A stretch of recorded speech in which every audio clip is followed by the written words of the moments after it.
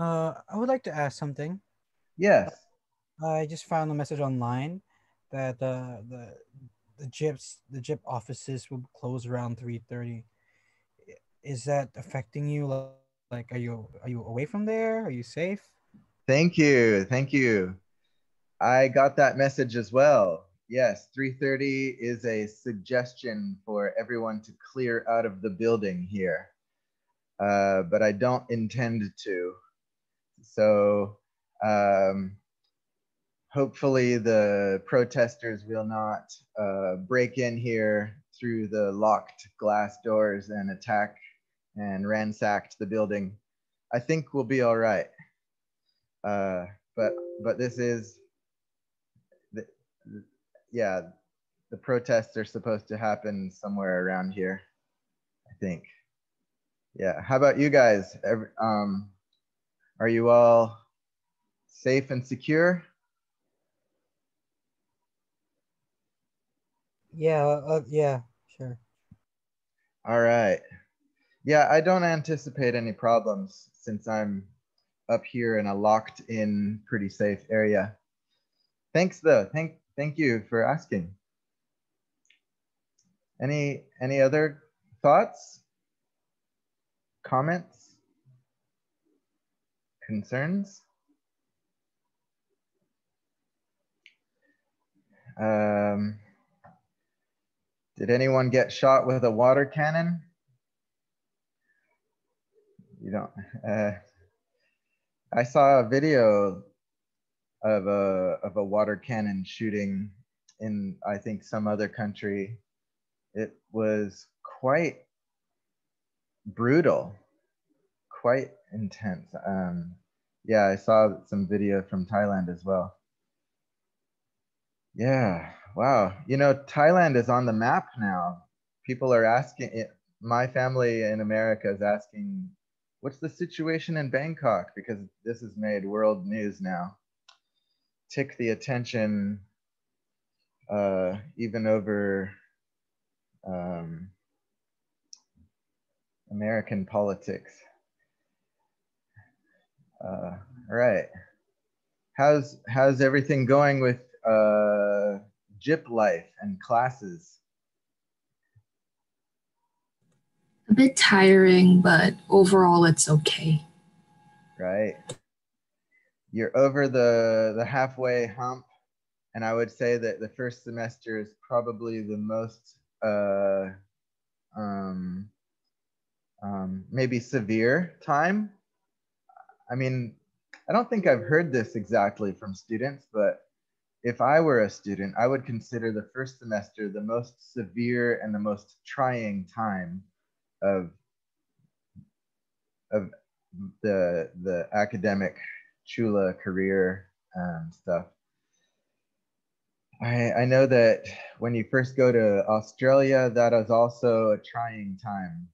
It's all these periods of adaptation, and it can be stressful, as we might have learned from the life changes scale and the model of stress.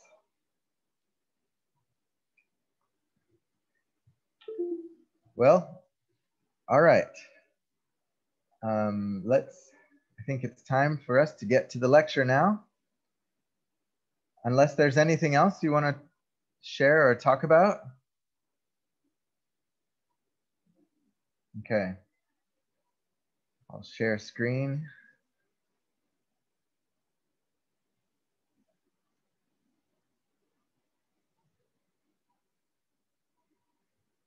Today's topic is perhaps a little bit surprising. Spiritual?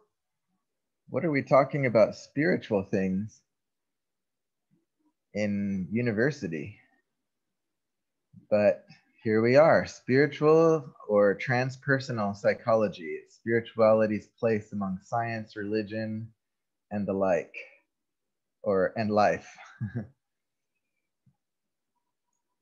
Here's a quick overview. We'll talk about transpersonal psychology versus conventional psychology. and transpersonal psychology and religion, and transpersonal psychology's aims and applications. Maybe the order is not exactly correct. We'll talk about aims and applications first.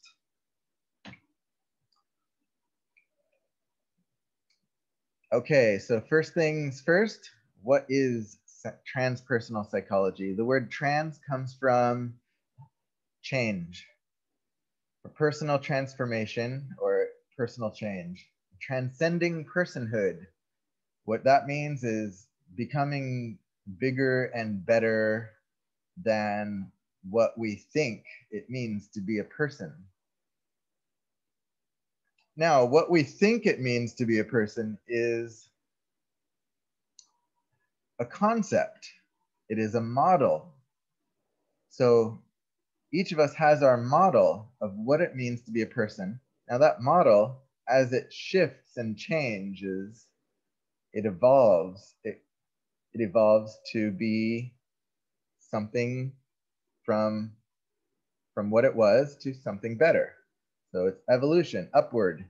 And as we evolve our model of personhood, of what it means to be a person, we presumably, we follow that model. We evolve with our model of ourselves, of what we think it means to be a person. And maybe we evolve and our model follows us, or our model evolves and we follow that model. Either way.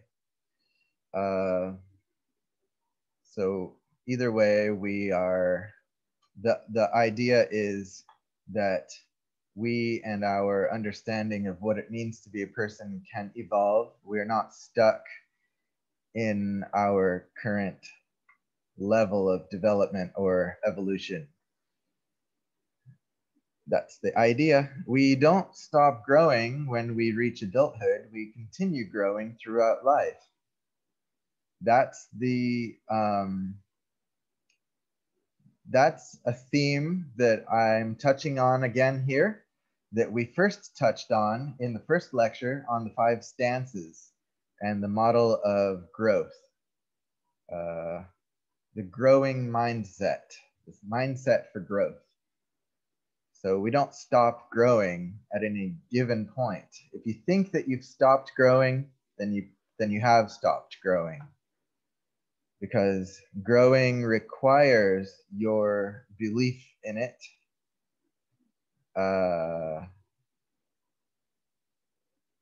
Yeah. I mean, it doesn't always require that,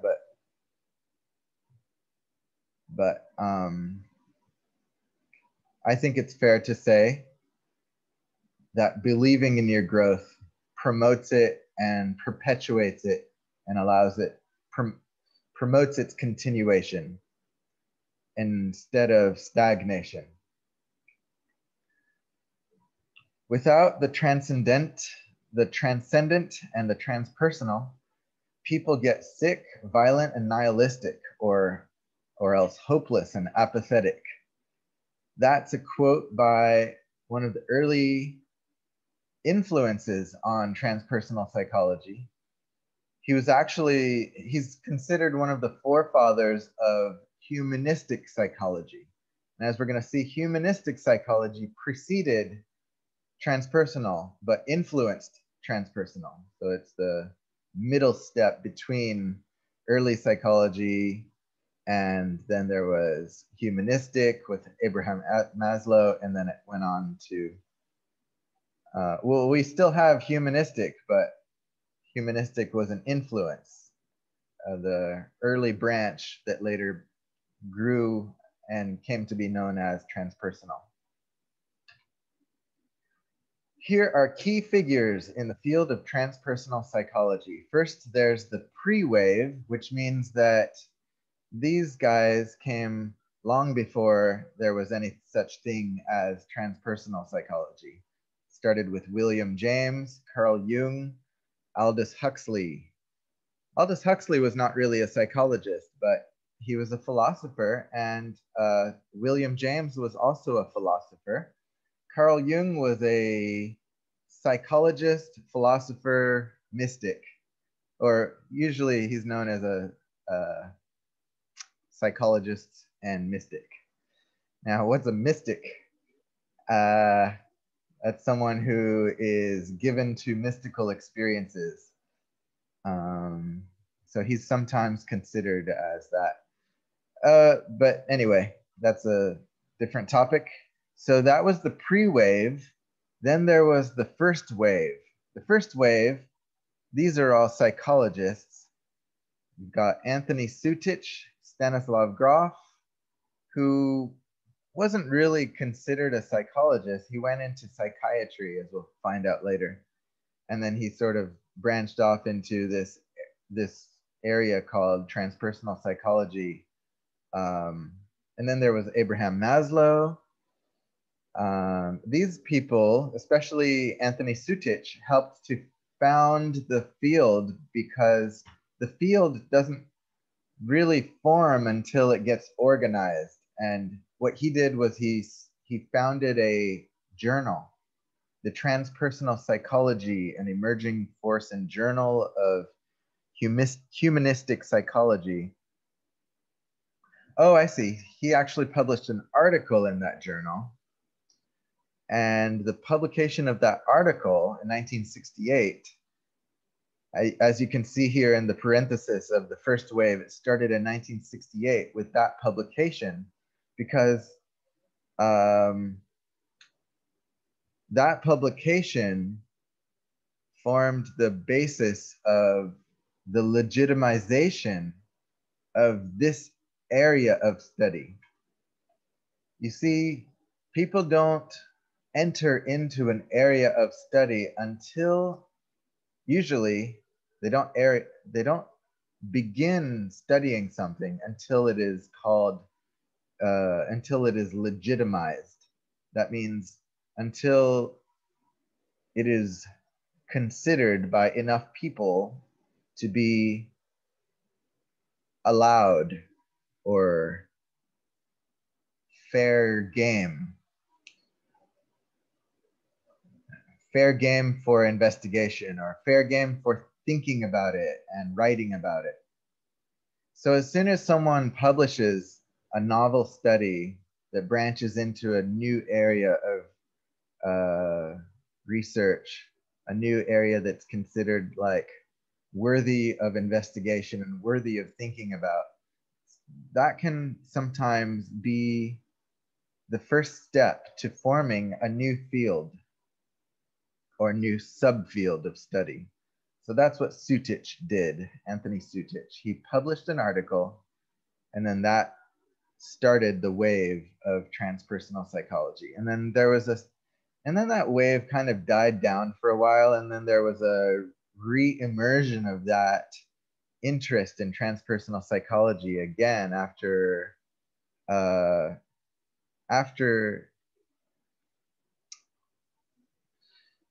kind of like the 70s and the 80s were quiet, the late 70s and then the 80s, nothing was really going on. And then sort of 90s and 2000s, we started again with this second wave, the modern wave, with James Fadiman, Charles Tart, George Ferrer, Ralph Metzner, Sonia Margulies, David Lukoff, and others.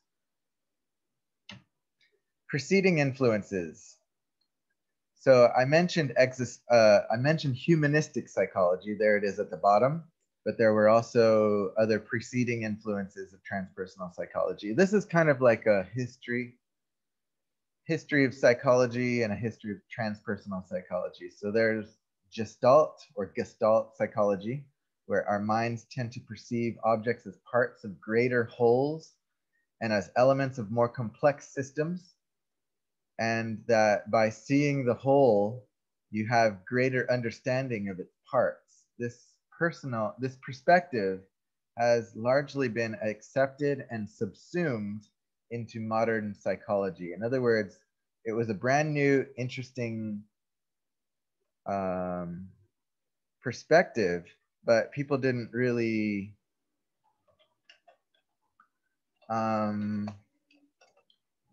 people didn't really,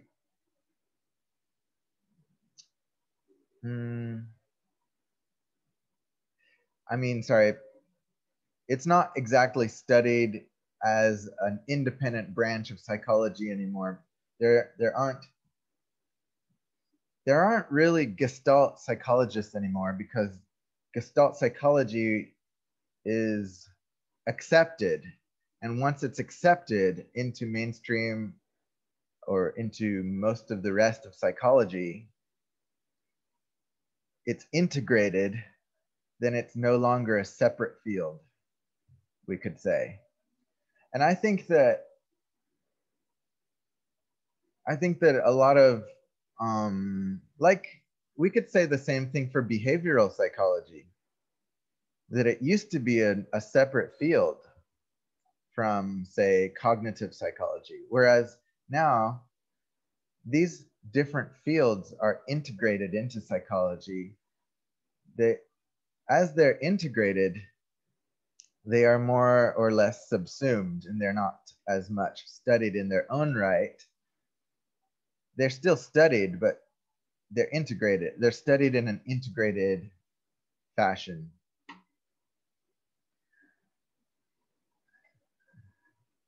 And I think it's fair to say that that's a theme. So you could see this throughout the history of psychology, and this may be a general theme in all subjects of study. That first, a field forms as independent of other fields, and then over time, that field gets integrated into other fields, and it's no longer studied as independent of its own right. It's sort of recognized as a valid portion of other fields, building toward a more holistic view and study of the subject. Okay, so that was, I went off on a tangent a little there. Gestalt psychology, then there's modern traditional psychology, where we identify and reduce symptomology of mental illness, addiction, and relationship issues and other psychological issues.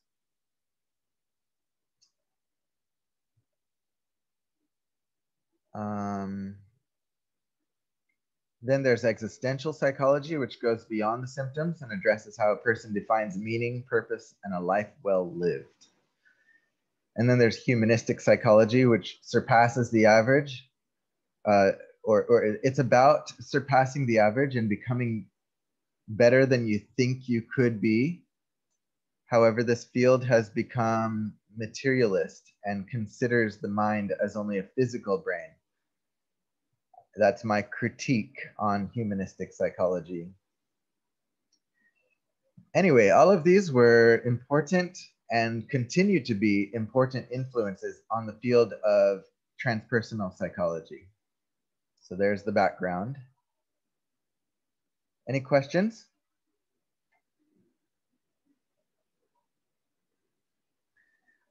Secular psychology has spiritual roots.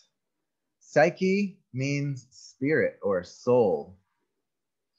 And if you look at the root word and what that root word used to mean. However, psychology is the science of mind, which often equates to brain. Because psychologists like to say that the brain and the mind are one. But there's also another philosophical branch that says that the mind and the brain are not one, that they are two. So there's this debate in philosophy, monism versus dualism. It's a debate that's gone on for many centuries. I don't think we can say that it is resolved. It is, I think I'm quite safe to say that it's not resolved. It is a debate that continues to perplex and intrigue and stimulate our inquiry so that we develop our theories based on whether it's monism or dualism. We continue to hold one or the other philosophy and that as our basis that on which we build all other theories.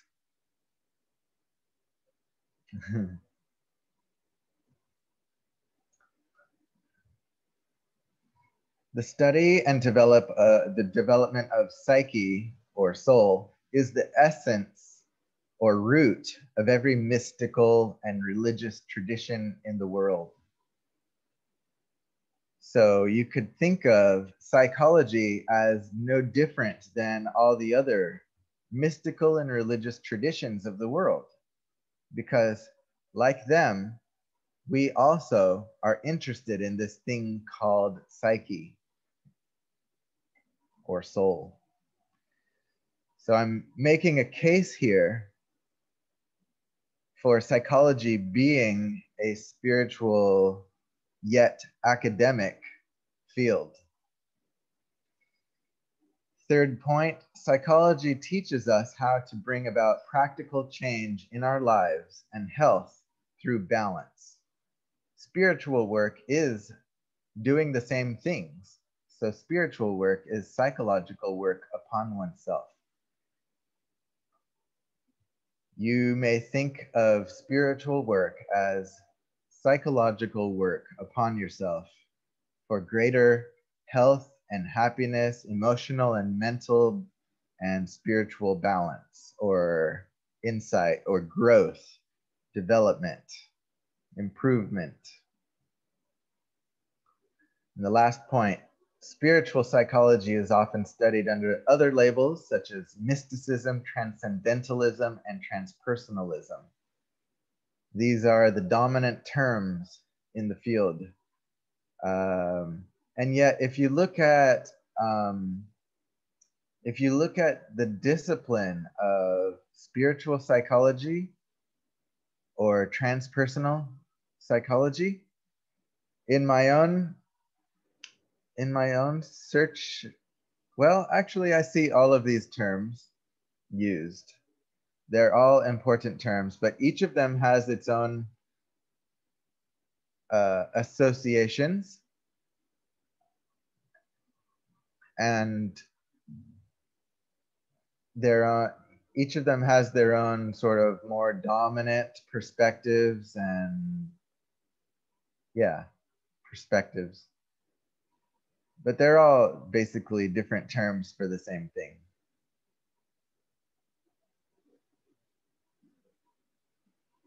The same subject. All right, here's a quote. There's a lot of quotes in this lecture. Transpersonal psychology's aims. And it's spiritual psychology often promotes alternative spiritual perspectives as a way of delving deeper and getting to the source of troubling issues or experiences that take us out of our normal way of perceiving. These experiences might involve non-ordinary states of consciousness. People may engage in conversations with their higher selves, an aspect of their souls, or have other transcendent experiences that change their understanding in a profound way. Understanding of life, of their own life, of other people's lives, whatever, of the world. Transcendent experiences put us on the path to self-realization as we become more aware of the non-physical aspect of self.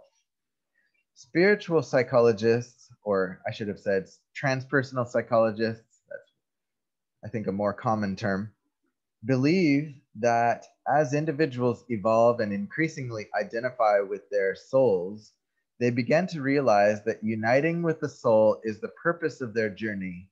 They start to understand the non-duality, the end of feeling separate and alone, and the beginning of feeling one with God, the creator, or the universe, or whatever you think of in your own spiritual or religious perspective or system or yeah.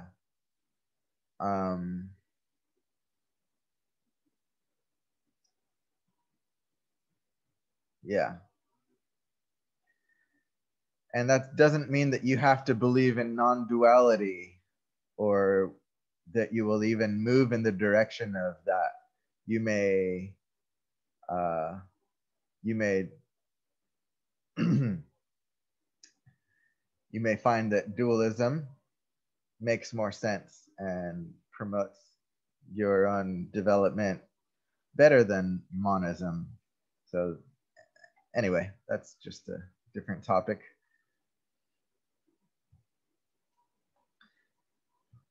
So methods and topics.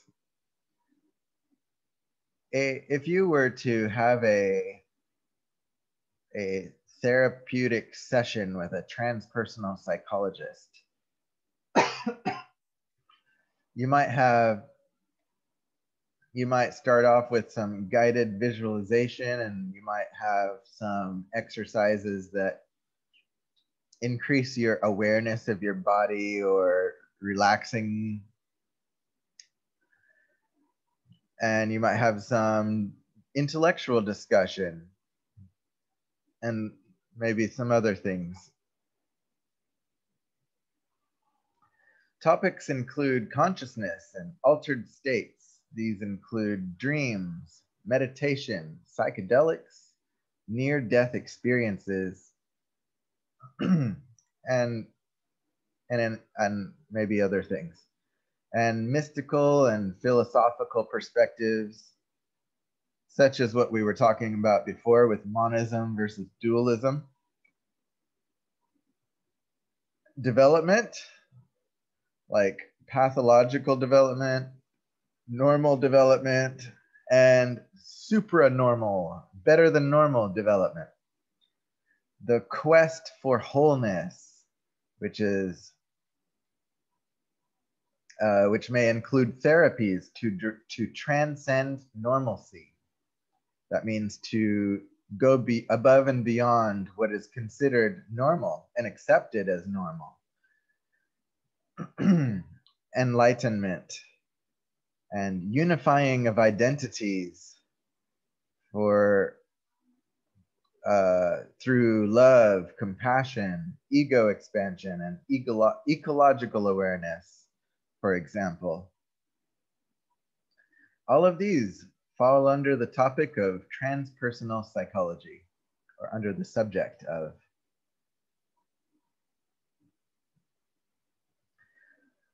Transpersonal versus conventional psychology. There is sentiment among many psychologists that psychology should not touch religion or spirituality. That's because psychology is normally considered a science nowadays. And science and religion are like, well, it seems like they are like water and oil, that they don't mix well together. But, and here I say, however, and here are 3 sub-bullets. Psychology is the study of the psyche, which is the study of the soul or the mind. Science does not refuse any topics about which to gain knowledge, but must study topics as objectively as possible with good reasoning. So, and then the third point, psychological science is a toolkit to study issues of interest and value to people. So if psychology and science are tools to study what we are interested in, what people are interested in, and it's just a tool to study as objectively as possible and with good reasoning, then psychological science is justified to pursue even the most abstract, non-physical, surreal topics and realms just as is studied in transpersonal psychology. We simply must study it as objectively as possible and with as good and sound reasoning as possible. So if a transpersonal psychologist tries to publish an article in a peer-reviewed scientific journal and makes theoretical claims or hypotheses that cannot be tested, then that's outside of the realm of science. So that should not be accepted in a scientific journal. What should be accepted in a scientific journal is hypotheses and theories and claims that can be tested objectively and that stimulate further interest in research. If it can be tested, if it can be answered, if it stimulates greater interest in research, then that is a healthy, positive line of research, of inquiry, and branch of science, or the progress of science. Any thoughts, questions at this point? You want to stop me and ask any questions about previous slides?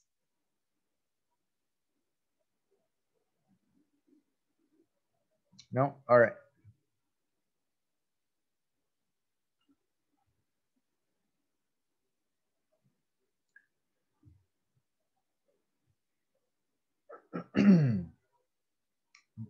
Okay, conventional psychology addresses a person at 3 levels: the physical, mental, and emotional. These form a bedrock of conventional therapy. So we treat the physical, the mental, and the emotional. And usually we don't even talk about the physical. I mean, now we do, but normally when we think about absolutely the old style, old-fashioned traditional therapy, it's basically it's mental and emotional. And now as we're integrating with biological psychology, we're starting to think more about the physical, our physical needs like sleep and stress factors in. And so we do think about people and therapy in these 3 bedrock, this 3 levels. Whereas spiritual psychology introduces a 4th level. So we have, you are at your core 4 components, you could say, and these parts of you can experience unconditional love, harmony, peace, joy, and oneness with the universe, and acceptance of others and compassion for yourself. I'm not trying to rule out other models. Like we could say that there's a 5-part model where part of us is, like we are social creatures also. So are we just treating the physical, mental, emotional, spiritual? What about the social? Well, there's different levels and components. So yes, we are also social creatures, and that could be a 5th level or bedrock.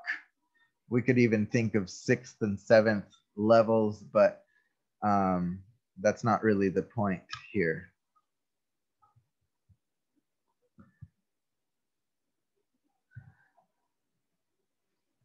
But humans are very interesting and complex creatures, and it's great if we learn and accept that we are all of these things. We are physical, mental, emotional, spiritual, social, maybe other things. Without connection to this 4th level, life can feel empty, pointless, unsatisfying, and hopeless. So we must not neglect. We shouldn't neglect any aspect or level of ourselves. If we neglect or ignore or de-identify, any of those levels, then we are out of balance, and that neglect can lead to disease of one kind or another.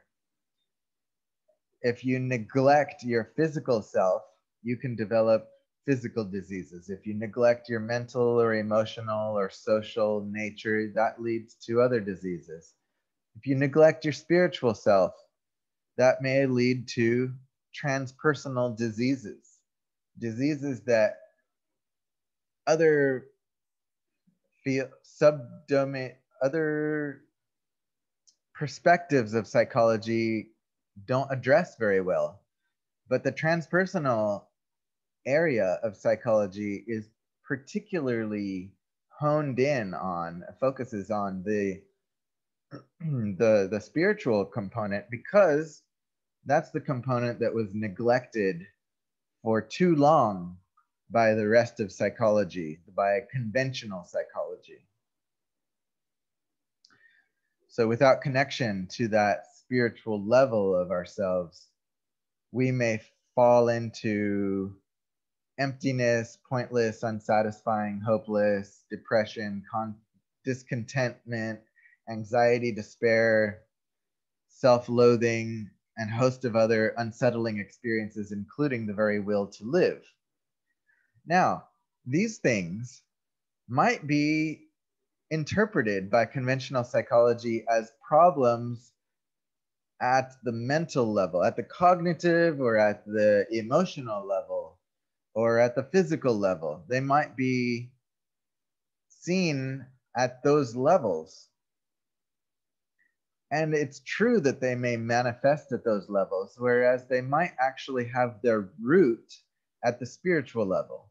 So where is the root of the issue? Where's the root of the problem coming from? If you want to put out a fire, you don't throw water on the flame, you throw water on the source of the fire. You throw water on the coal, or you throw dirt or fire extinguish on the source. So we have to find the better not to treat the symptom, better to treat the cause.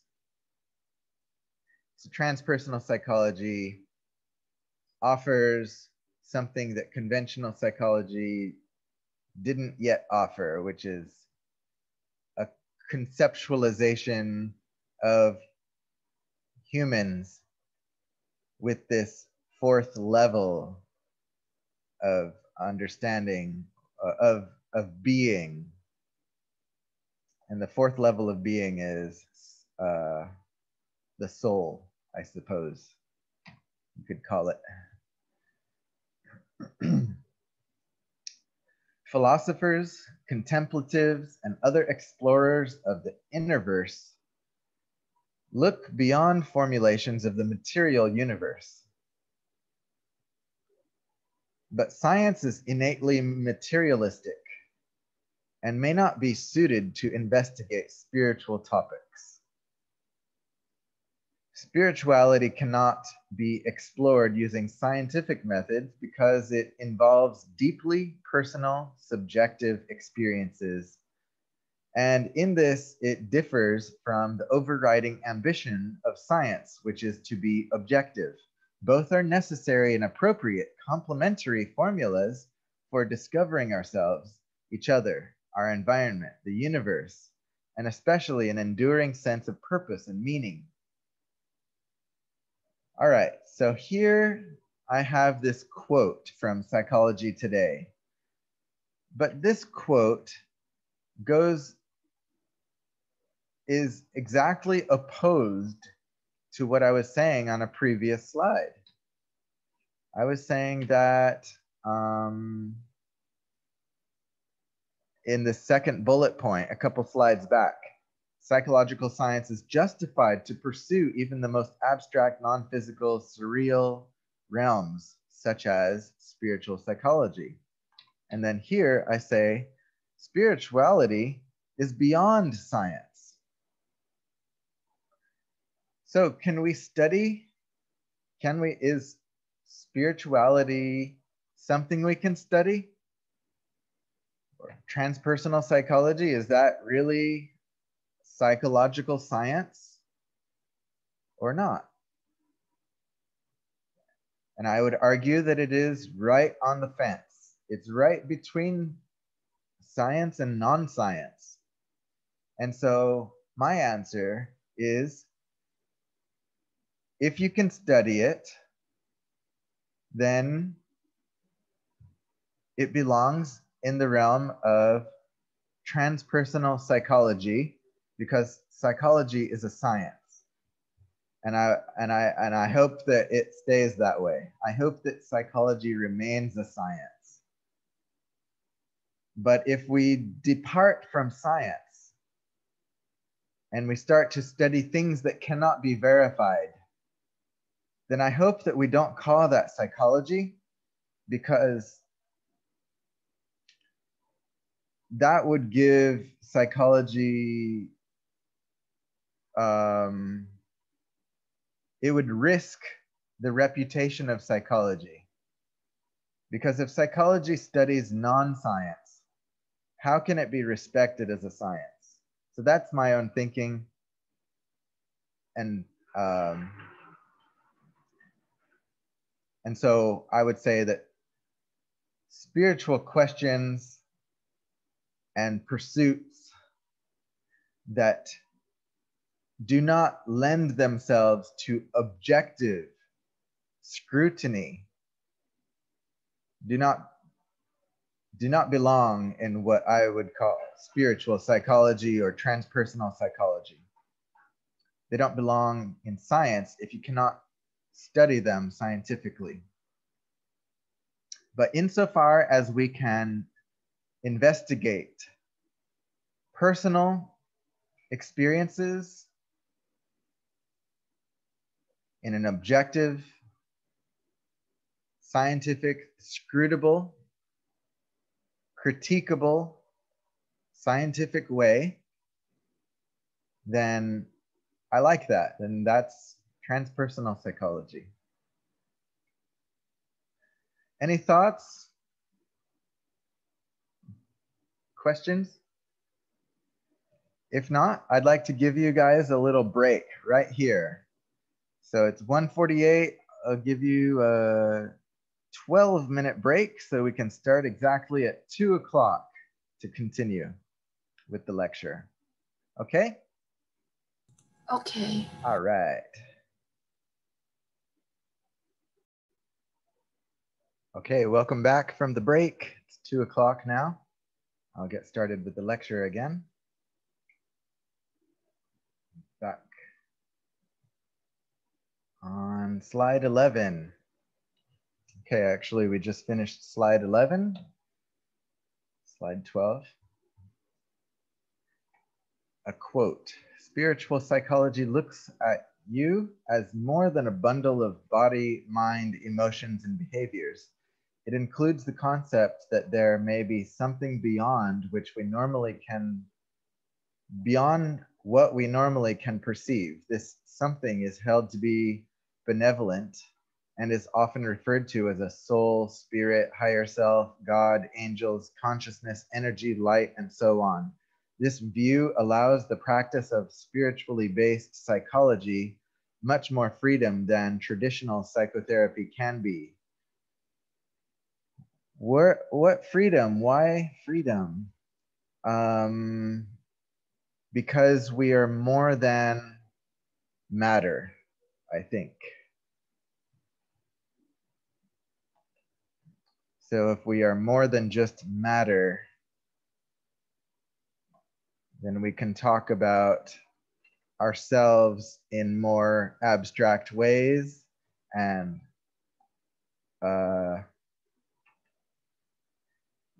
we can talk about life and problem solving in much more abstract ways.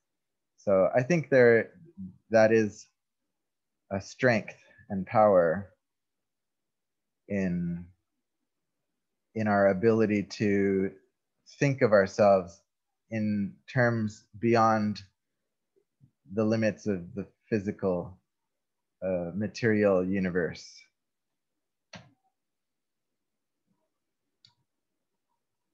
Another quote, consciousness has proven inaccessible to modern psychologists and scientists in part because they refuse to study the wisdom of the ancient religions, discarding it all as myth and superstition.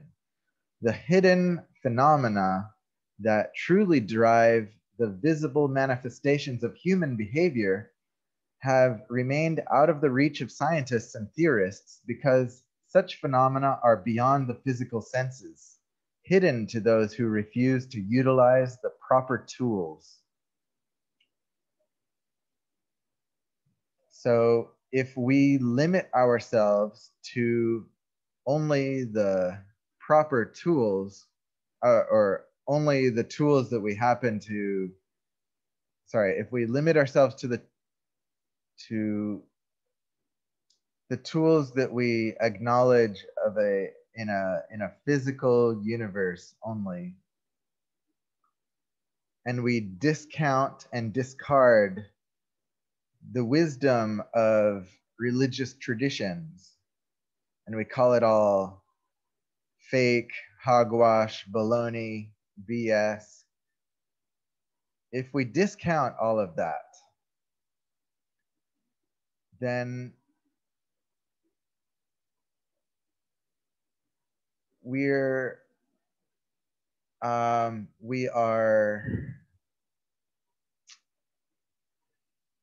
it's like I forgot the word that I'm trying to think of. So we are perceiving everything in terms of shoot, I'm forgetting the words. Oh, we're oversimplifying things. Yeah, that's basically what I'm saying. We should not necessarily seek to oversimplify or boil everything down to absolute minimal. That's the word that I was trying to think of. Minimizing or minimization. So what I'm trying to say is, if you discount all religions, you're trying to minimize reality to that which you can prove. So scientists fall into this rut sometimes. They don't acknowledge anything that's not provable. And that is there's a strength and a weakness of that approach. But the weakness is that it discounts people's beliefs. Next slide. Transpersonal psychology, identity and growth. Transpersonal psychology studies spirit, which conventional psychology excludes. So conventional psychology doesn't want to introduce something that is immaterial, something that we cannot prove, but transpersonal psychology has no problem to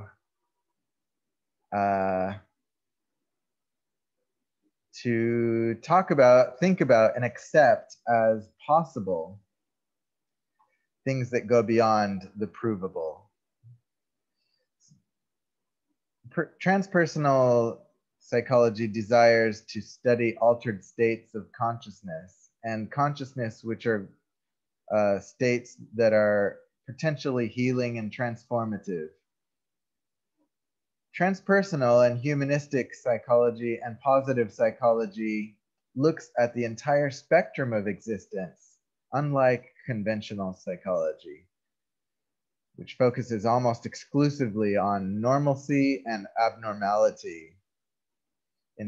including heroes. So transpersonal psychology also includes the study of heroes, saints, and visionaries who shape our future.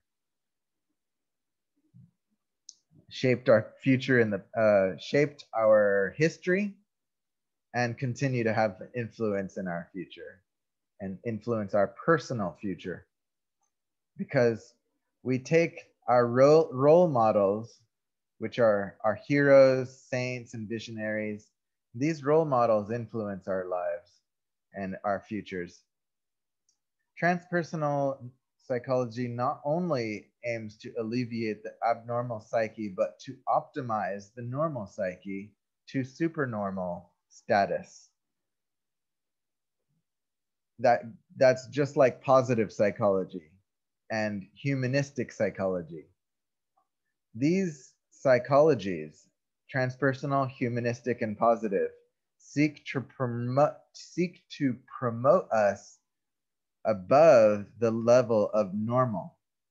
So normal is not a stopping point in these branches of psychology. It's all about growth, continuing growth, and not defining an ending point to that growth. Any thoughts or questions, comments?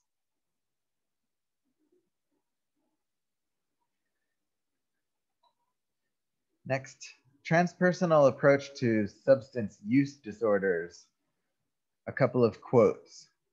This one comes from the University of Santa Monica, because I was looking at that website because they offer a course in spiritual psychology. And they call it that. They call it spiritual psychology.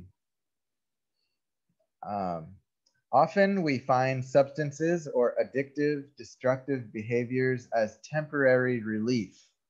Others just live with the ever-present feeling of there must be more. A successful course of treatment must incorporate all 4 levels, those 4 levels that I was talking about before, to resolve underlying core issues for the last time and let you have your life back. Imagine how different life would be if your foundation was love and support for yourself instead of disappointment, depression, anxiety, anger, embarrassment, hopelessness, and resentment of your past self, of your past. So you can see here from this quote the overlap with positive psychology. Imagine how your life would be different if your foundation was love and support. So focusing on positive things instead of worrying about the negatives or fearing them or dwelling on them. So transpersonal psychology simply took that element of positive psychology because that was a preceding force, an influence on the field. So transpersonal does not reject positive or differentiate itself from positive psychology, but incorporates it into itself or joins forces with it. Substances are merely the coping mechanisms. Some have chosen to deal with underlying core issues. In your particular experience, you may cope in other ways: isolation, self-loathing, feelings of hopelessness, excessive exercise, perfectionism, ignoring or powering through your feelings. The list goes on.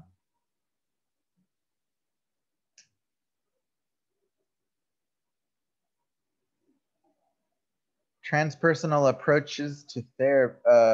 Transpersonal approach to therapy. I hear voices in my head. Well, a traditional psychologist would say that's not normal. Let's make the voices go away. Let's see how we can make those voices quiet.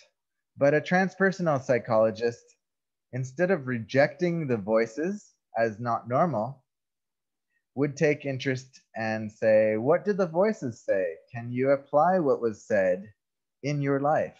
It might be a hallucination, it might not be. We're not going to discount that it was real to you or for you. And we're not going to ask the question if it's real or not. That's not an interesting or important question to the transpersonal psychologist. Instead, they will ask, what is the value? What is the, how can we use this? So it's not asking the question whether it's real or not. It's asking, how can we use this for growth, development, and healing? To discount the patient, to discount what the patient thinks or feels about that voice devalues them. And likewise, I can say that to discount what the patient believes about their own religion or their own spiritual walk also devalues an aspect of them, an element or level of them, because people are not just physical and mental, they are also spiritual. So the transpersonal psychologist does not discount the person's experience or their beliefs, but looks to use their perspective, their experiences, and their beliefs for healing and benefit. And this next quote by Marilyn Schlitz: transpersonal psychology, rather than pathologizing these mystical and unexplainable experiences, uses these experiences as an impetus for growth and a greater sense of integrity and balance in our lives.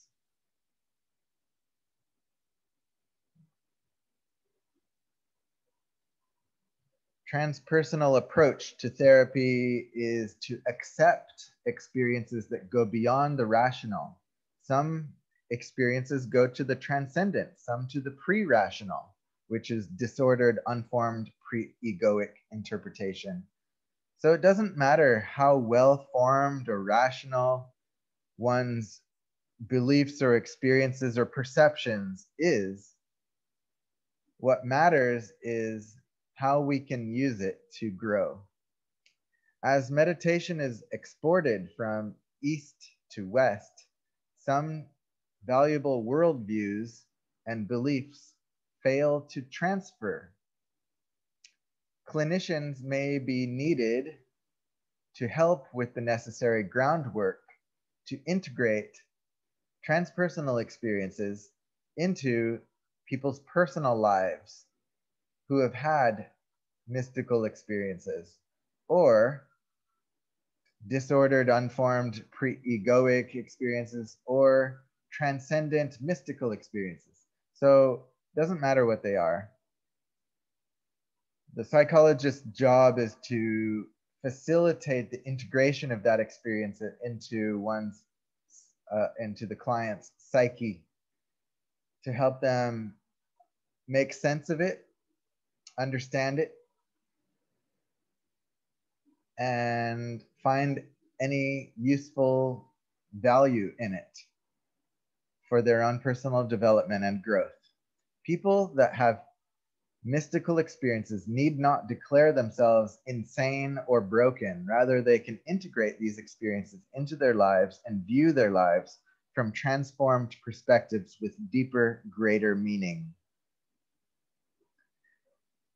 And when you see yourself or your life with deeper, greater meaning, that is, to the transpersonal psychologist, that is growth and development and the goal. I have a question. Yeah, question. What would it have been like possessed, you know, like people who think they're possessed by a ghost? Oh, Like okay. people in the movie Exorcist or something like that. Uh-huh. Oh, okay. So what would a transpersonal psychologist think about that or do Or do. Yeah. with such a person? Good question. All right. So imagine yourself as a transpersonal psychologist, and the client comes in with their family and they say, please help. And the person is, I don't know, writhing around and foaming at the mouth and speaking in another language. And so what can you do? Good question.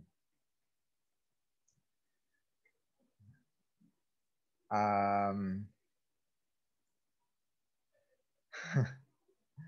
don't know. I cannot say that I know for sure what to do. I'm not a clinician, but in my opinion, it would probably begin with putting that person in as comfortable an environment as possible, as soothing and as calming and as accepting as possible, not only for that person, but for the whole family that came in, that brought their sick family member to therapy. You'd want to put everyone at ease and calm. Problems are improved with calmness and peace, and problems are worsened with stress and worry and concern and fear. And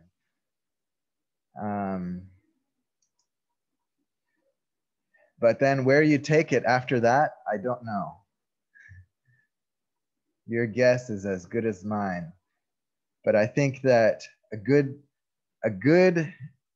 transpersonal psychologist is very flexible and creative and uses their whole wealth of knowledge about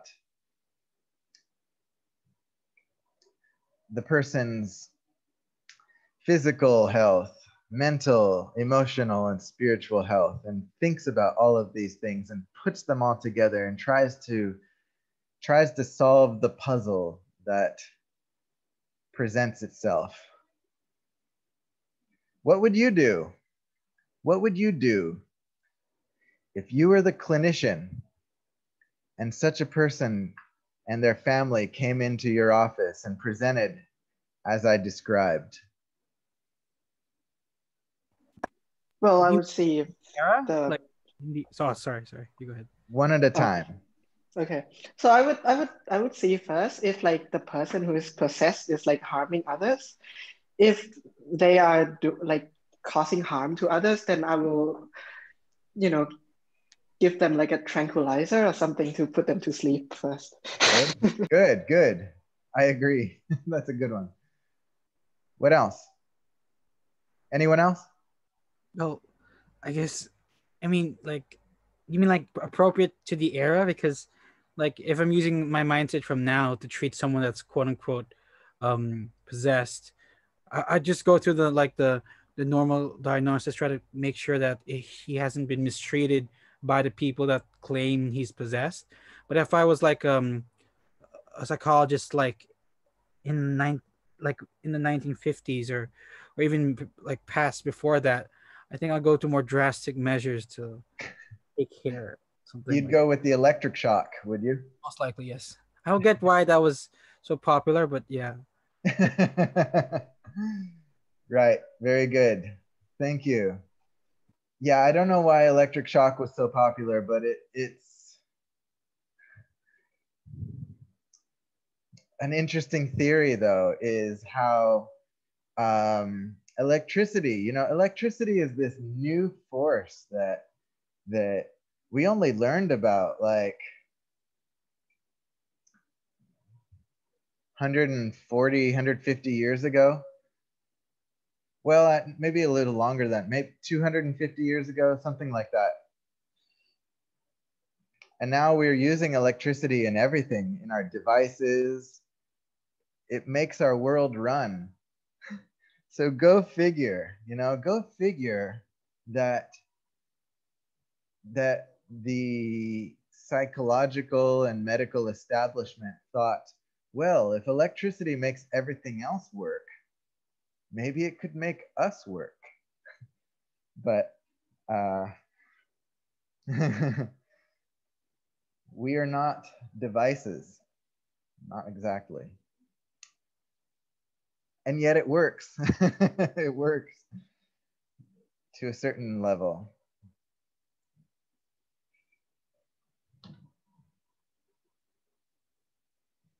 I guess because we are devices.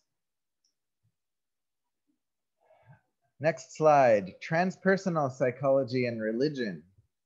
On the banks of the Ganges in the sacred India of the Vedas, there have existed many forms of yoga, which in their depth are pure, higher, and experimental psychology. I like this quote because it calls yoga experimental psychology. The 7 types of yoga have always been described as methods, procedures, or philosophical systems. In the Arab world, the sacred, partly metaphysical and partly religious teachings of the Sufis have indeed a purely psychological character.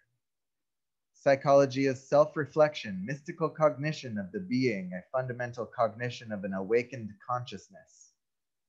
What this quote is telling us and suggesting is, just like I was saying on earlier slides where I was pointing out that transpersonal psychology has its spiritual roots in the very early psychology that that deals with the psyche or soul. Here we see that other religious traditions or philosophical systems are trying to do are basically approaching psychology from their own disciplines. So psychology does not have to only originate in Western academia. It's simultaneously or even preceded by these other religious traditions, the Sufis, the yogis, Buddhist monks. Other traditions and other religions have approached psychology from different angles and perspectives and belief systems and philosophical systems. They're all approaching psychology. So psychology is not limited to the academic discipline that we know. And if we think of it as limited to that academic sphere, then we are seeing it from a narrow lens and a limited perspective that ignores the historical truth that yogis, monks of several religions, various religions, have been asking and answering psychological questions for a long time and getting answers that mainstream psychology has been ignoring for decades and even a century. Psychology is not quite that old, but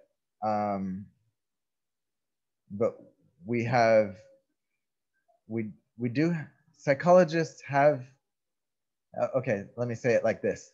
Western psychologists have been systematically ignoring the psychologies of religions for a long time. And only recently has there been a growing, and I'm saying the last couple of decades or more, there's been growing acceptance and interest in the psychologies of different religions and interest in incorporating and testing and seeing how relevant and how much merit there is in the psychologies of these other religions, and how we might incorporate them into our academic discipline that we call psychology.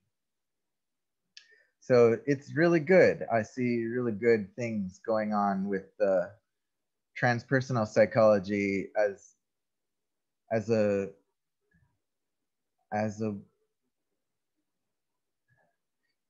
you might say it's the field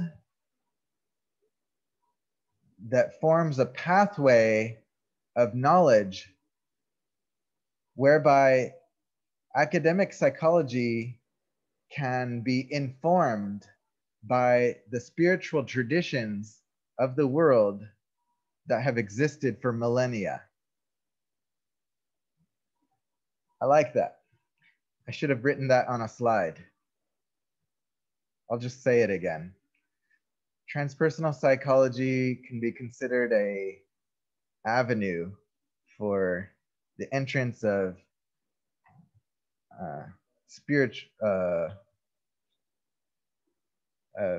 ancient spiritual wisdom and mystic traditions and their knowledge, and passing that knowledge into academic psychology. All right. Next slide. Or any thoughts or questions to add?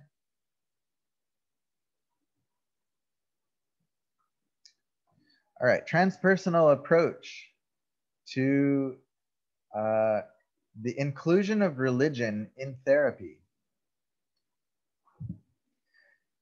A quote: "Spirituality and religious practices are integral parts of most cultures, an inextricable part of childhood, as they form the family's value structure and color the lens through which people see themselves, even if they are no longer participating in the family, the culture, or the religion." So just because you are separated and isolated from your family and you've sort of turned away from those things, but still that was part of your childhood, if that was, and that because of that, it forms part of your lens. You cannot help, you may not be able to help it if you see the world in a certain way that was shaped by the religion of your youth. It forms almost like a permanent fixture in your lens, and a permanent way that affects how you see the world until you consciously change it for whatever reason. Divorcing these experiences from the therapeutic process or discounting them as irrational does a great disservice to patients who are struggling with major life issues that are central to one's identity and purpose. Rejection of one's childhood religion can result in an increasing sense of disconnection or abandonment as one grows older. Spiritual psychologists, and I use that word again instead of transpersonal psychologists, but those words are synonyms, view this as an emotional hunger, a lack of spiritual nourishment,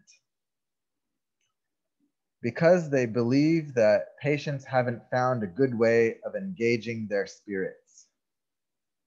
And the word spirits in this case is loosely defined, or you can define it loosely within this context to make sense of it however you like.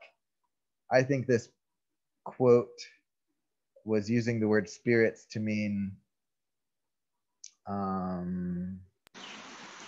what if you have traumatic experiences with your childhood religion? Thank you. That's a great question. I was just reading a quote on Facebook that was by someone who had a traumatic experience with the religion of their youth, their childhood upbringing. They were traumatized by their religion, which negatively affected their worldview, because your worldview is largely impacted by your religious view. So they grew up thinking that God wanted to punish them in eternal suffering in hell. And that traumatized them, and that affected their whole worldview. So what would I say to someone like that? Or how would I treat them and respect the religion of their youth? Well, I would not. Because if you respect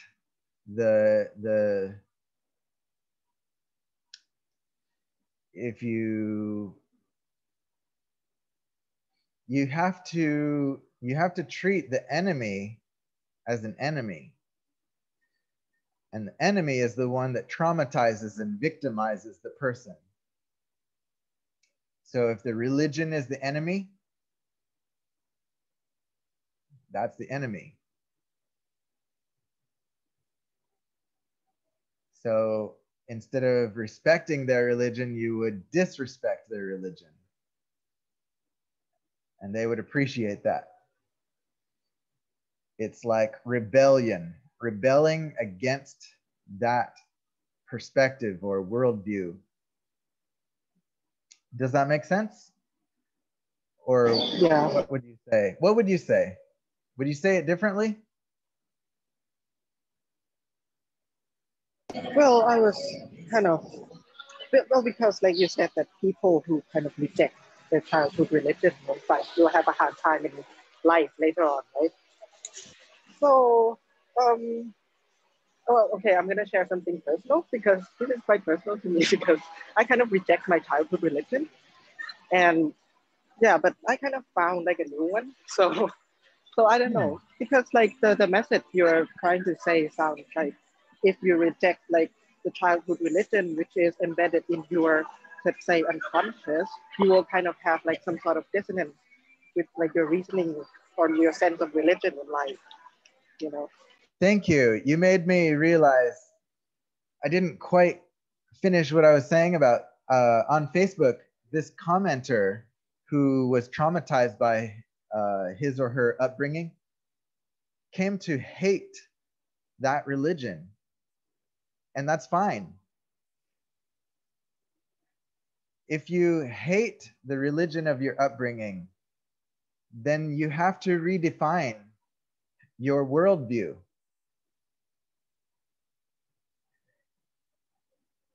If you reject your childhood religion, you have to redefine your world without that religion in it. Something has to replace that with something, you know? Okay. Yeah. So if you say, you know,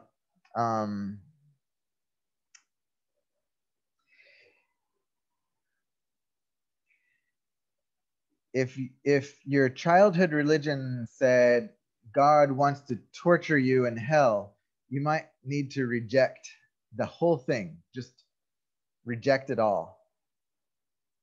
And then, you know, what replaces that? Something else replaces it. And that something else is hopefully much better for you. Maybe it provides better answers to your questions, and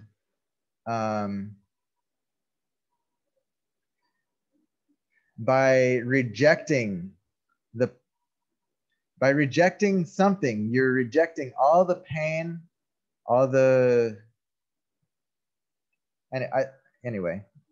Yeah, so according to the theory on the slide is that if you have like a replacement, then that's gonna be fine, right? Yeah. Yeah. Thanks for asking. Next slide, transpersonal approach to therapy as spiritual growth. A quote, a spiritual crisis shakes the foundation of a patient's life, requiring psychological as well as spiritual help. he or she might be suffering from floating anxiety, depression, anger, or fear, a feeling of being stuck and unable to see a promising future. These are all psychological concerns that often result from a belief structure that the patient has outgrown.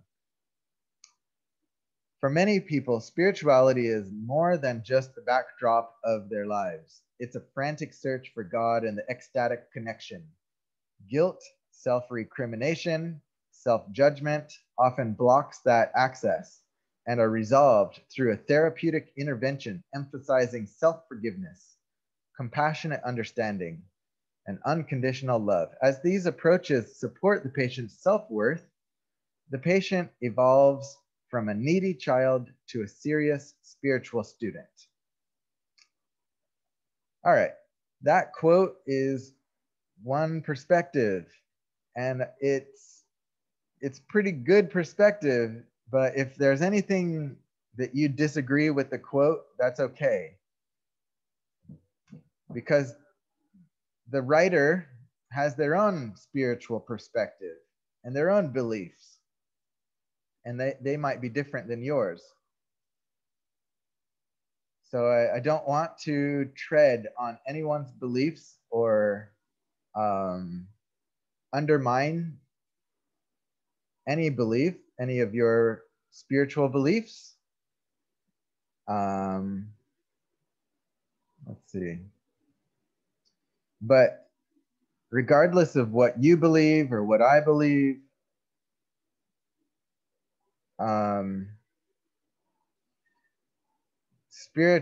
I think it's true that we have spiritual concerns.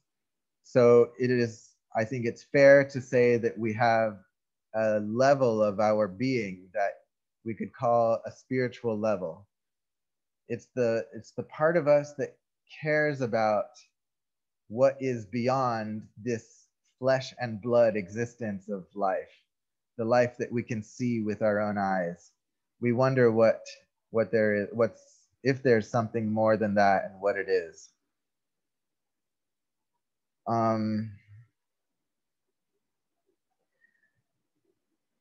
And through therapy as spiritual growth, we grow in by doing whatever it is that we need to do to grow. And that might be self-forgiveness. If that is the hang-up that's stopping you from growing, if you can't forgive yourself, or you're holding something against yourself, then that's the key to your growth. But maybe that's not the problem. Maybe you don't have enough compassion toward yourself or others, or you don't believe in love in the first place, or whatever it is. So we can't define what that therapeutic process is for each and for individual people, because each person comes with their own problems or hang-ups or things that block them from growing. So we have to feel out what is the theme, what is the problem that's defining the person and stopping them from growing to become something more. What's stopping people from growing? And it could be a lot of different things, but these are some of the things. Some of the things right here listed are lack of self-forgiveness, lack of compassionate understanding, lack of empathy, lack of understanding self-love or unconditional self-love, lack of self-worth. Next slide. Transpersonal psychology adopts the eco-psychological movement or perspective. The eco-psychology movement studies the relationship between human beings and the natural world through ecological and psychological principles. The field of eco-psychology seeks to develop and understand ways of expanding the emotional connection between individuals and the natural world, thereby assisting individuals with developing sustainable lifestyles and remedying alienation from nature. It's a cool extension. It's a cool field in its own right, eco-psychology. And it's philosophy that says we are alienated from nature. We evolved with nature, and then we divorced ourselves from nature because we think of ourselves as so different from nature as we're trying to define ourselves and think of ourselves as special. We've alienated ourselves from nature. We think, ooh, we're so different than all the other animals and plants.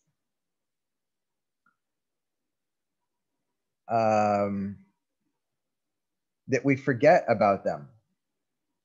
And as we forget about nature, we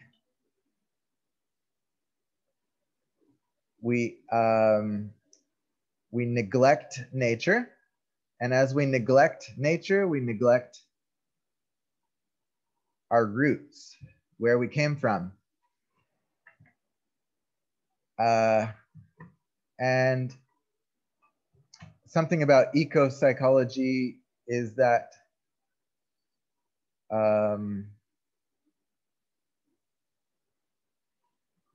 nature is healing and good for us, and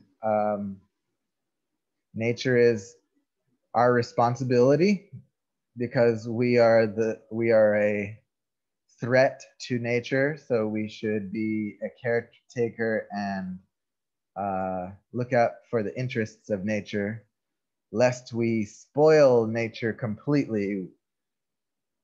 All right, so that's all I'll say about that. But transpersonal psychology welcomes eco-psychology as a movement and incorporates it and says, hey, the natural world is also a source of healing and important for our understanding ourselves, our connection to ourselves and to others, and because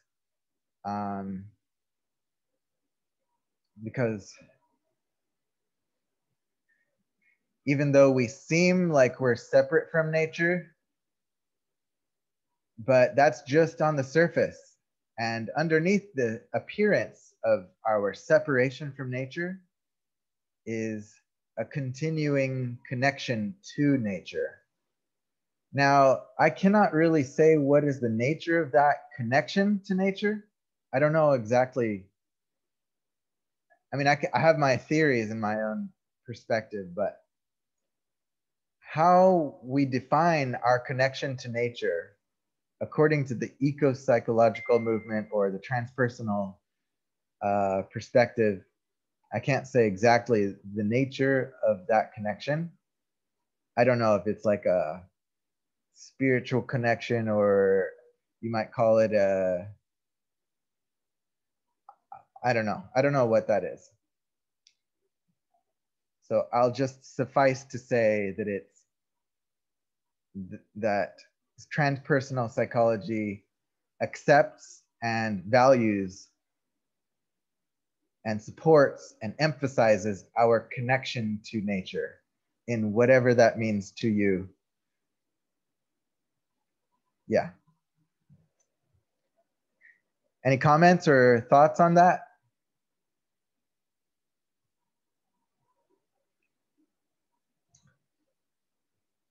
All right, moving on. So shortly after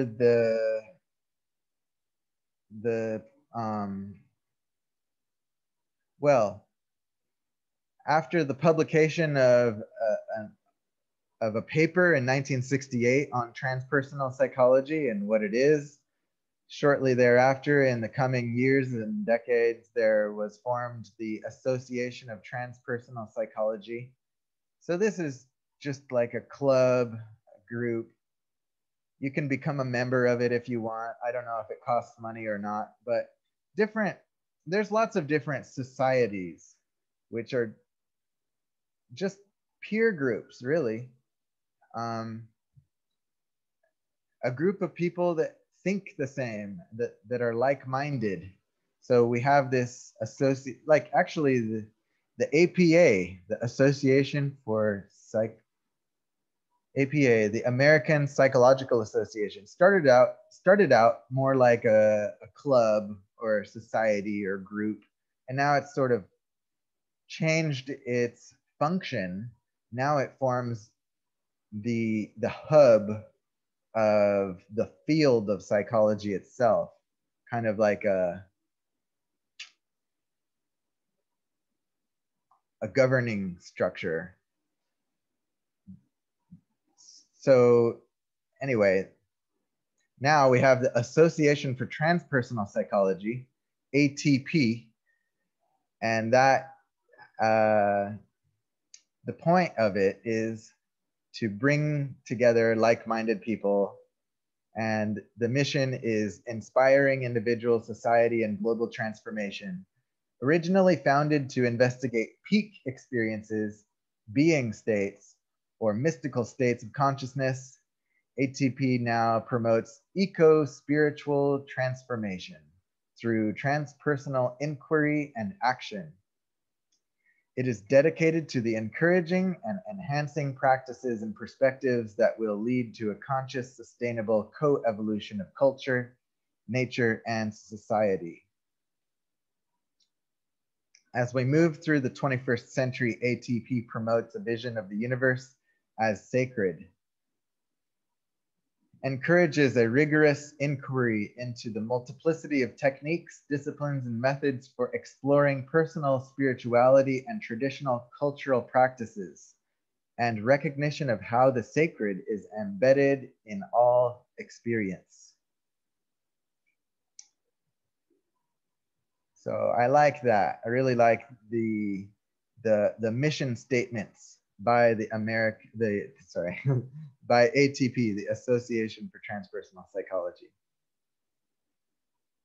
I haven't joined personally because I don't want to pay for joining any group or club, but there are benefits to paying money to a society or a membership, because you get something free from it, like subscription to a journal,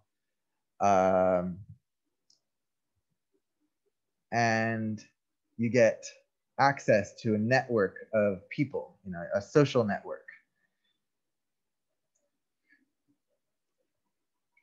But recently, I've learned that you can get access to a social network on a social network like Facebook and Instagram and others. It's really quite easy. There's lots of social networks or groups or clubs out there that you can join. And it's exactly what any society is. It's a group of people who are like-minded and think and talk and act and share beliefs in common. So I encourage you to join, not ATP, but any society that that is defined in terms of things that you believe and care about, because it's nice to have a group of people that share like-minded beliefs.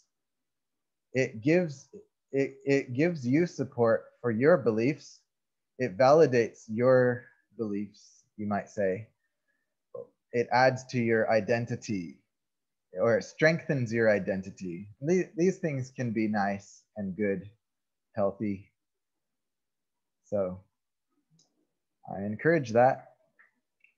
Whatever you believe.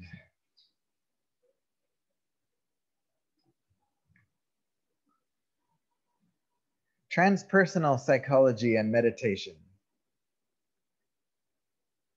Transpersonal psychology Charles Tart. Charles Tart was one of the early, I can't remember if he was in the first wave or the second wave. I believe he's in the second wave of the more recent wave of transpersonal movement. One of the psychologists that contributed to the second wave, the modern wave. He took seriously the expanded conscious experience of meditation before mainstream psychology finally caught on and became interested in meditation also. In the 1970s, that was the first wave. So today there are over 1,500 articles on the effects of meditation. So meditation is certainly an important part of mainstream psychology nowadays. But back in the first wave of transpersonal psychology, people like Charles Tart were encouraging and incorporating and developing and legitimizing things like meditation before it became popular to do so. Why was mainstream psychology so slow to realize and legitimize meditation and other topics like that as topics worthy of scientific investigation? Probably because it was an Eastern practice, while Western psychology and psychologists may have been xenophobic against these practices because they were Eastern, maybe more because they were religious.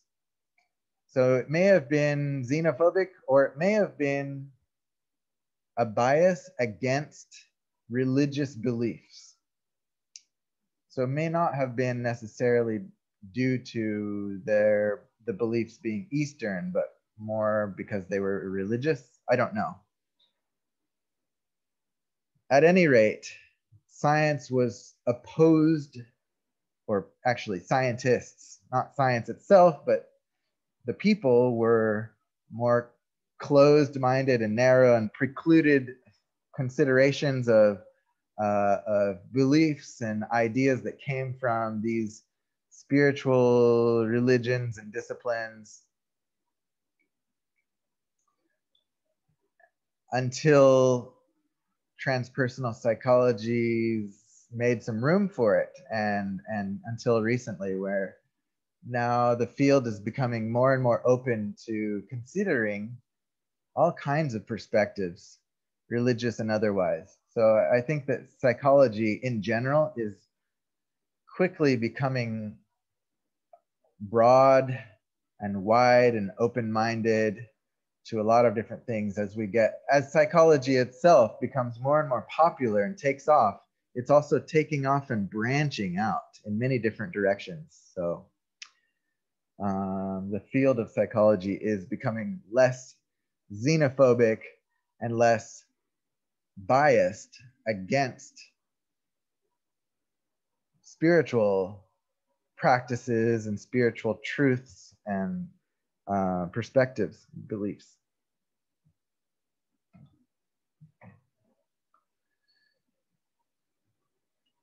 Transpersonal psychology and psychedelics. William James, this is after he tried inhaling nitrous oxide gas, which is also called laughing gas, and it is a gas that was used by,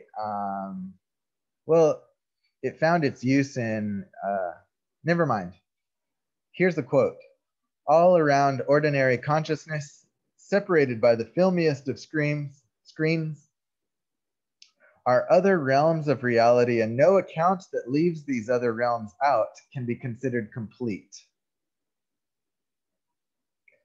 Stanislav Grof, his proudest research was in using LSD with terminally ill cancer patients, and his results were his proudest accomplishments. So the results were very significant changes in 1/3 of the participants, moderate changes in 1/3, and little or no change in 1/3.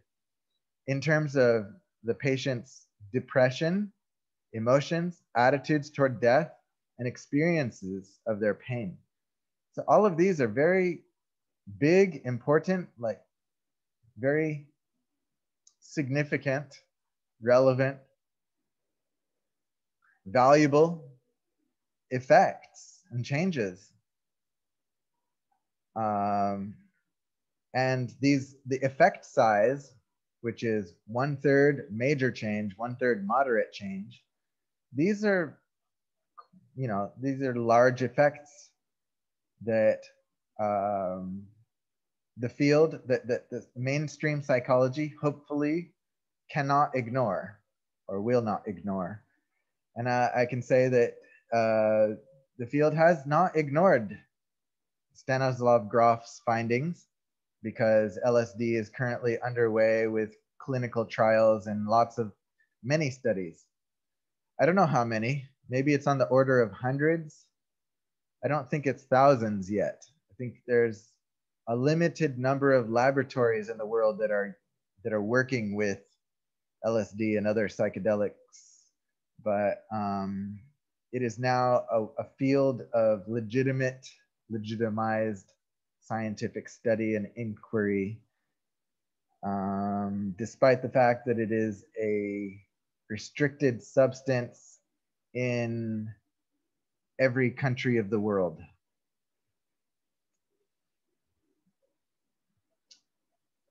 Yeah. And nitrous oxide, if you're wondering what is that, nitrous oxide is was used as an anesthetic for a long time to put people into unconscious state, or at least reduced state of unconscious state while undergoing surgery. But they found that people were also enjoying laughing gas for more than just anesthetic purposes. It was used as for entertainment purposes, or that's not the right word, but experimental. Anyway, so William James, that famous early philosopher and psychologist, tried it, and then that affected his perspective on consciousness. He was able to gain some insight that he shared with that quote. All right. Transpersonal, so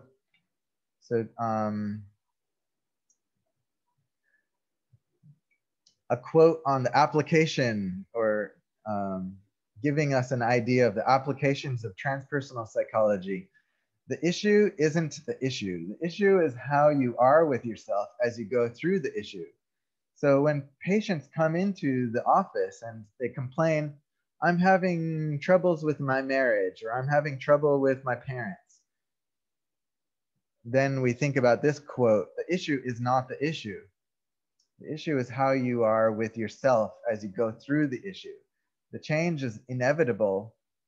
Change is inevitable when you learn to be supportive, reasonable, solution-oriented, and patient with yourself when things go wrong. Subtle and extreme traumas and entanglements from our past cause present events to trigger us into experiencing extreme reactions that take us completely by surprise. Untying the knots that tie our past to our present experiences is the key to moving forward into a life lived fully in the present moment. So that is a quote that captures the gist or the spirit of transpersonal psychology, the approach, the perspective, the attitude, and the beliefs of the transpersonal perspective, or transpersonal psychology. So transpersonal psychology says, you come in complaining at problems with your life on this level, the issues at this level. You don't see that the issues are deeper. they run deeper, and they run at multiple levels, but you're complaining about the issue at this level, and the transpersonal psychologist recognizes that problems usually stem from deeper problems, and they also probably stem from older problems that may have their beginnings in childhood trauma, or if not, then problems in the past, some past thing. Could be the recent past, could be the long ago past. But these traumas and entanglements, if they are connected to the present problem, but they started long ago.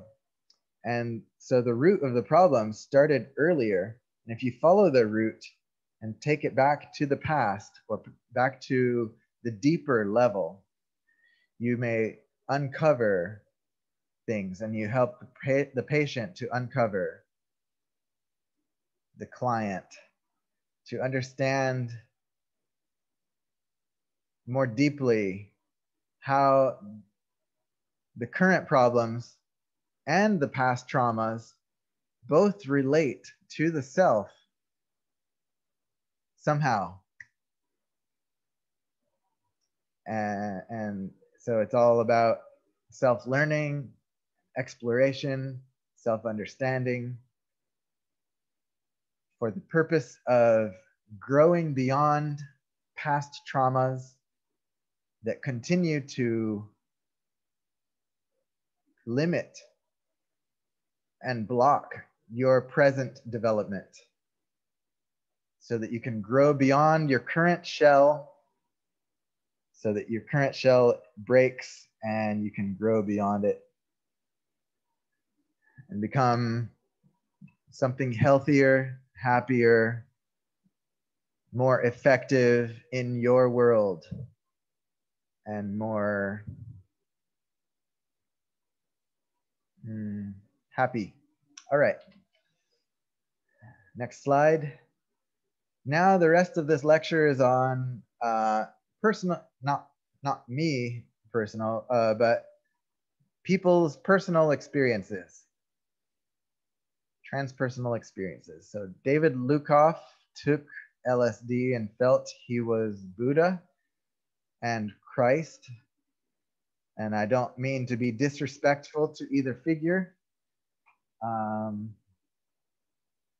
He just felt like he was. All right, so that's his experience. And he wanted to write a new Bible. And I read more about that experience, and it turns out he did not write a new Bible. He didn't do anything with writing, but that was just his experience. And then Judy Chavrian worked with a psychic and had dreams of being shot, and then proceeded to get shot. So it was almost like a prediction, maybe a prediction of her future. And then she got PTSD from that experience, and then she could not work, so she went traveling through the world for a year, and that allowed her personal ambitions to fade. Now that sounds like a bad thing, especially to Westerners, or individualists, to have your ambitions fade. Oh no! But to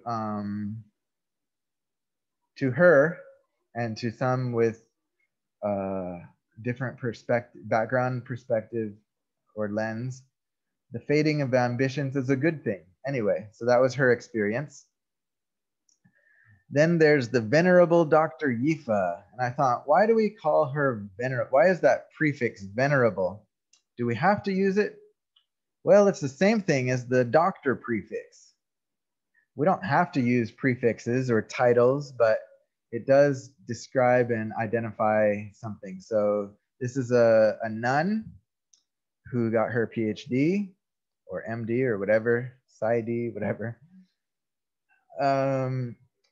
So she was meditating from 5 in the morning to 10 at night, probably in a monastery, and her head hit the pillow, and then she felt like she woke up 0 minutes later.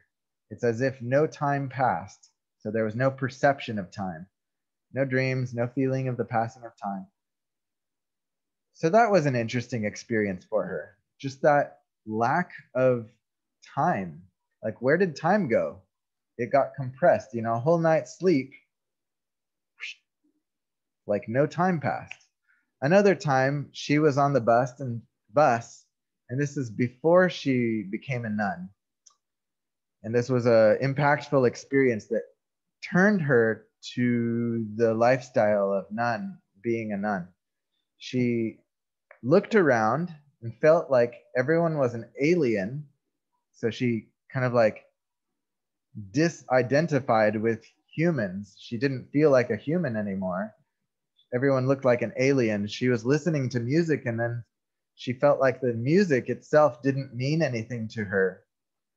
And that was such an odd, powerful experience to her that she felt like that reality for that moment when she had that experience,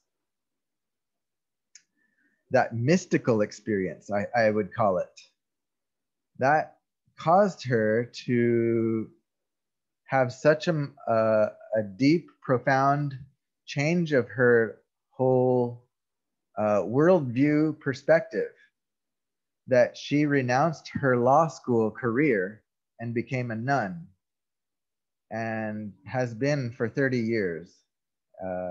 And this renunciation experience was a blessed, transformative one for her. And we can call that a transpersonal experience. So that's where we get the word transpersonal psychology, is because it has to do with transpersonal experiences. These experiences or the concept or definition of transformative, transpersonal, as that fundamental change in how someone identifies themselves or sees themselves, their model of themselves, or the model of people in general, their model of personhood, their model of life.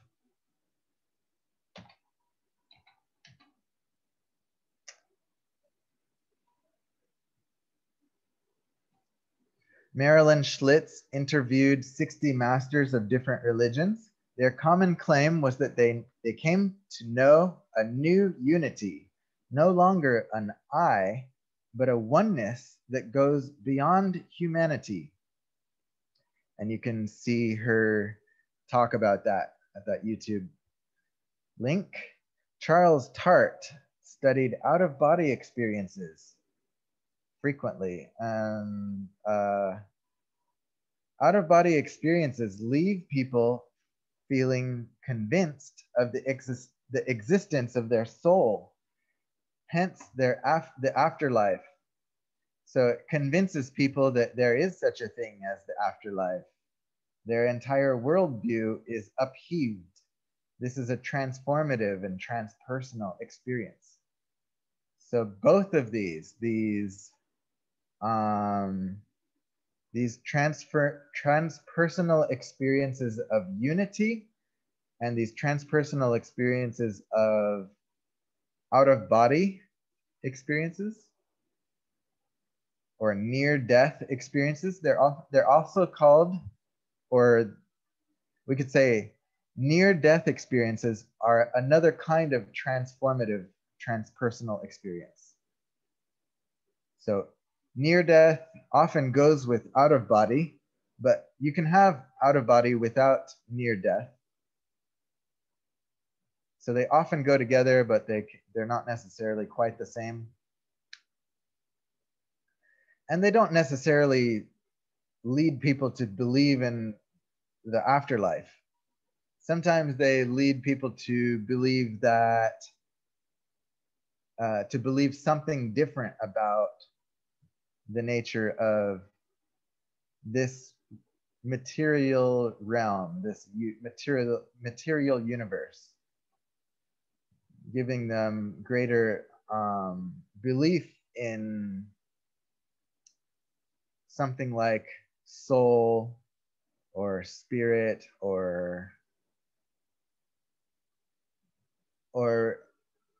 a greater or I'm sorry, a wider perspective or belief about what reality is, what is real, or what is true. Anyway. And now here's some quotes from a YouTube documentary. I lost the link, but it's these are quotes from people who have had awakening experiences. Awakening experiences are like feelings of enlightenment or experiences of being enlightened, but they may be short-lived and they may be incomplete, but they are powerful. They are transpersonal experiences, we can call. So yeah, I'll read them off. Openness of many dimensions of experience that transcend ordinary rationality. It is as though you are in a dream. That's reality. Meaning that reality is as though you're in a dream. That's what people call everyday reality. When you wake up from sleep, you assume you waken to what you think to be real.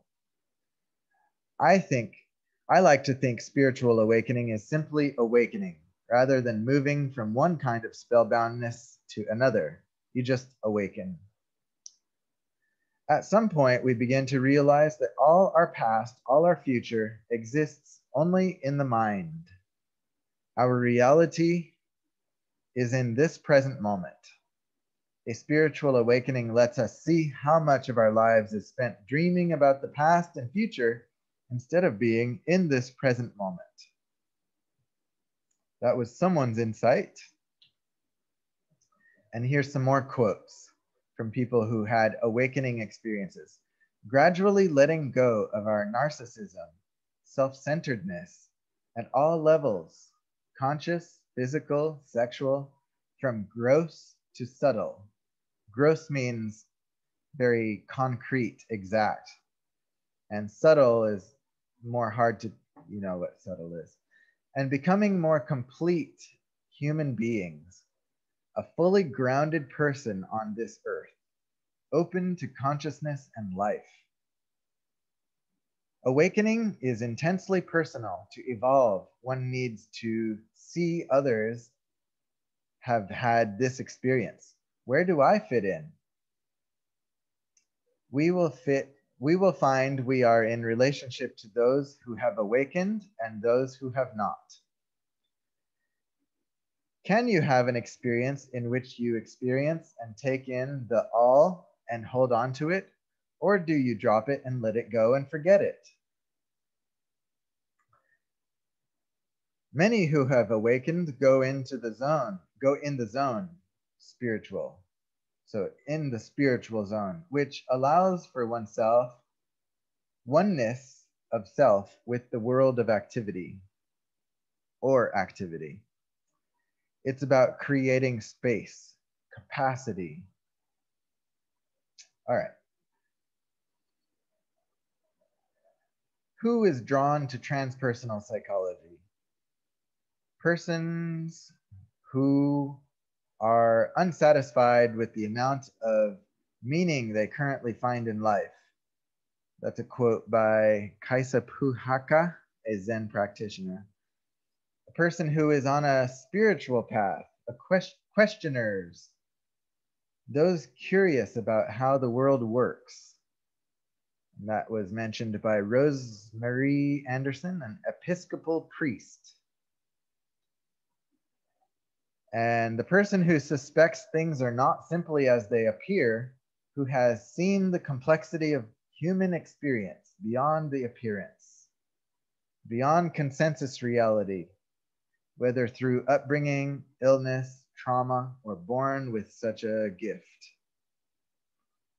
That was by Leslie Gray, a shaman. So she says that it can even be, you don't have to have a transpersonal experience to be interested in transpersonal psychology. You could just be interested because of your upbringing or your trauma, or you have some gift that you were born with. And then the person who's interested is someone who wants to be a part of the process of reinventing our understanding, which is the same reason that people are interested in psychology in the first place, like psychology in general. You're interested in understanding yourself and others and reinventing yourself and processing it all. And yeah, so being part of the process. That was a quote by Glenn Hartelius, a mind-body theorist. So you can see from these different practitioners and backgrounds, we've got someone from Zen, from Episcopal Church, a shaman, and a mind-body theorist, not necessarily spiritual or religious. So transpersonal psychology is certainly not limited to people from any particular religious or worldview background. It attracts people from all of those backgrounds, any background.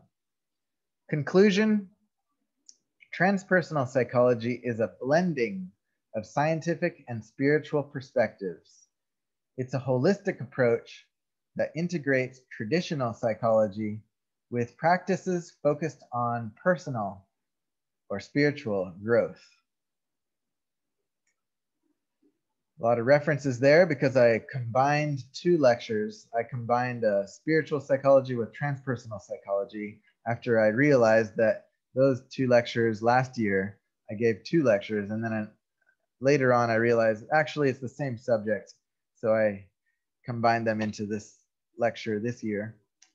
Your lab activity is 2 parts. First is to discuss in groups. So I'll assign you to groups and let you talk for 15 minutes. And then I want you to come back to the classroom for the second part, which I will talk about later. Oops, so I separated, looks like I put the lab slide here, but really the lab's starting back here. It's a misordering of the slides, sorry. All right, so you watched that interview. So now please get together in groups of 5 or 6 or 7 or 4. I'm gonna put you in groups of 5 or 6 if you're still in the classroom, in the Zoom classroom. Or you can leave the Zoom classroom, but please come back in 15 minutes. So it's 3:20 now, come back at 3:35.